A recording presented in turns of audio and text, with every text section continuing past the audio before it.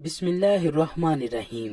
اگر ہم پہلی صف میں باجماعت نماز ادا کر رہے ہیں اور ہمارے پیچھے 3-4 صفیں مزید ہیں اور تب نماز کے دوران ہوا یا ریح خارج ہو جاتی ہے تو اس صورت میں ہمیں کیا کرنا چاہیے؟ کیا ہم نماز جاری رکھ سکتے ہیں؟ کیا وضو برقرار رہتا ہے؟ یا اگر ہم دوسروں کو نماز میں ڈسٹرب نہ کرنے کی نیت سے وہیں کھڑے رہیں اور بعد میں وضو کر کے نماز کو مکمل کر لیں تو کیا ہمیں باجماعت نماز کا ثواب ملے گا؟ ناظرین گرامی، یہ ایسے سوالات ہیں کہ جن کے بارے میں پوچھنے سے بھی ہم شرماتے ہیں، اور پھر جب کبھی ہمارے ساتھ ایسا معاملہ پیش آئے تو نا علم ہونے کی وجہ سے ہم اپنی نماز خراب کر بیٹھتے ہیں، بلکہ اکثر اوقات تو ہم ثواب کی بجائے گناہ ہی حاصل کر بیٹھتے ہیں۔ قرآن حکیم میں 100 سے زائد مقامات پر نماز کا ذکر آیا ہے، جن میں سے 80 مقامات پر صریحاً نماز کا حکم وارد ہوا ہے۔ جب اذان ہوتی ہے تو ہم اپنا کام کاج چھوڑ کر مسجد کی طرف رجوع کرتے ہیں تاکہ ہم نماز ادا کر کے اپنے گناہوں کی بخشش خداوند کریم سے کروا سکیں۔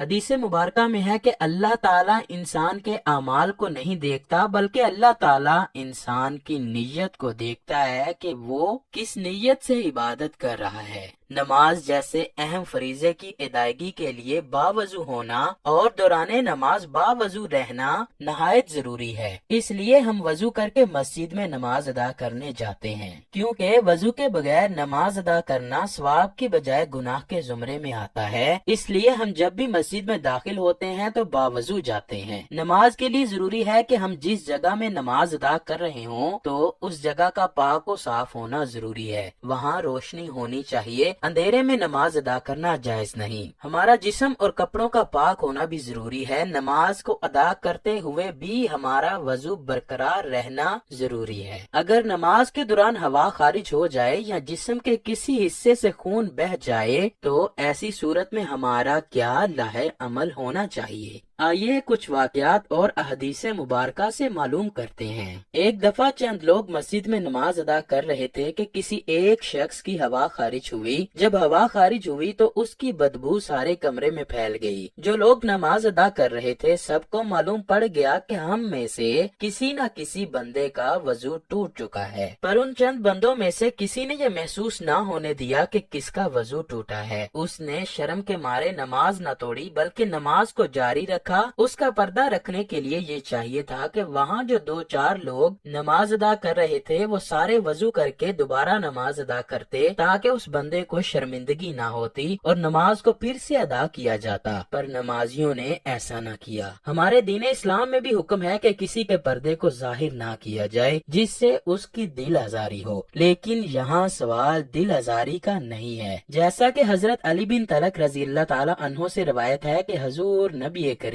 صلی اللہ علیہ وآلہ وسلم نے فرمایا، جب تم میں سے کسی کی نماز کے اندر ہوا خارج ہو جائے تو چھوڑ کر چلا جائے اور وضو کر کے دوبارہ نماز پڑھے۔ اس حدیث مبارکہ سے معلوم ہوا کہ نماز میں وضو ٹوٹ جانے کی صورت میں اپنی جگہ پر کھڑے رہنے کی اجازت نہیں ہے، بلکہ وضو کر کے دوبارہ نماز میں شامل ہونے کی ترغیب دی گئی ہے۔ ایک اور روایت میں ہے کہ حضرت عائشہ صدیقہ رضی اللہ تعالی عنہا کا بیان ہے کہ حضور نبی کریم صلی اللہ علیہ وآلہ وسلم نے ارشاد فرمایا، جسے نماز میں نقصیر یا مزی آ جائے وہ لوٹ کر وضو کرے اور جہاں نماز کو چھوڑا تھا وہیں سے شروع کر دے، لیکن اس درمیان میں کلام نہ کرے۔ اسی طرح حضرت عائشہ صدیقہ رضی اللہ تعالی عنہا سے مروی ایک حدیث مبارکہ میں دوران نماز وضو ٹوٹ جانے کی صورت میں صفوں سے نکل کر جانے کے بارے میں بتایا گیا ہے۔ نبی کریم صلی اللہ علیہ وآلہ وسلم نے ارشاد فرمایا، اگر کوئی نماز میں بے وضو ہو جائے تو وہ ناک پکڑ کر علیحدہ ہو جائے۔ حدیث سے واضح ہے کہ اگر کوئی مسلمان بھائی باجماعت نماز ادا کر رہا ہے تو اس کی ہوا خارج ہو جائے، چاہے وہ پہلی صف میں کھڑا ہو یا دوسری صف میں، اس کو چاہیے کہ نمازیوں سے الگ ہو جائے تاکہ اس کی بدبو سے دوسرے نمازی تنگ نہ ہو۔ وہ دوبارہ وضو کر کے جماعت میں شامل ہو جائے اور اگر کوئی رکعت رہ جائے تو اسے بعد میں مکمل کر لے۔ بعض اوقات نمازی کو وہم سا ہونے لگتا ہے کہ اس کی ہوا خارج ہوئی ہے، حالانکہ کچھ بھی خارج نہیں ہوتا، یہ شیطانی وسوسہ ہوتا ہے جو انسان کی نماز خراب کرنے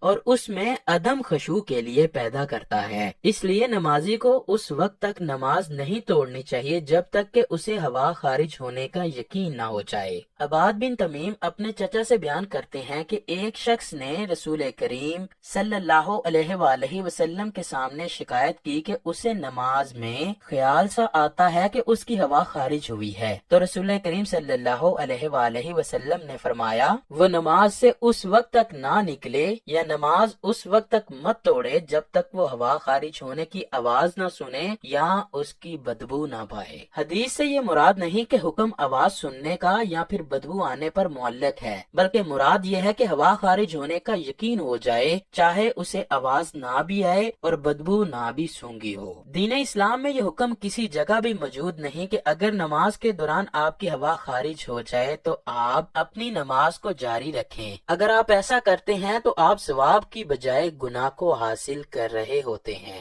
نبی کریم صلی اللہ علیہ وآلہ وسلم کی حدیث پاک سے ظاہر ہے کہ اگر نماز کے دوران آپ کی ہوا خارج ہو جائے پر آپ شرم کے مارے کسی کو یہ ظاہر ہونا نہیں چاہتے تو ایسی حالت میں اپنے ناک پر ہاتھ رکھ کر نمازیوں سے پیچھے ہو جائیں کہ میرے ناک سے خون بہ رہا ہے۔ دوسرے سبھی لوگ یہ سمجھیں گے کہ اس کے خون بہنے سے اس کا وضو ٹوٹا ہے، اس لیے یہ دوبارہ وضو کر کے نماز ادا کرے گا۔ اس سے اس بندے کی عزت بھی رہ جائے گی اور نماز بھی ادا ہو جائے گی۔ میرے پیارے بھائیوں، ناک سے خون بہنے، ہوا خارج ہونے، قے آنے، یہ سب صورتوں میں وضو ٹوٹ جاتا ہے۔ اگر ایسا ہو تو نمازی کو دوبارہ سے وضو کر کے جماعت کے ساتھ ملنا چاہیے، جو رکعت باقی رہ جائے اس کو بعد میں ادا کرنا چاہیے۔ کچھ لوگوں کو یہ بیماری ہوتی ہے کہ ان کی بار بار ہوا خارج ہوتی ہے، ان کے ناک یا جسم کے کسی حصے سے خون بہتا رہتا ہے، شوگر کی وجہ سے پیشاب کے قطرے مسلسل گرتے رہتے ہیں، تو ان لوگوں کے لیے حکم ہے کہ وہ ہر نماز سے پہلے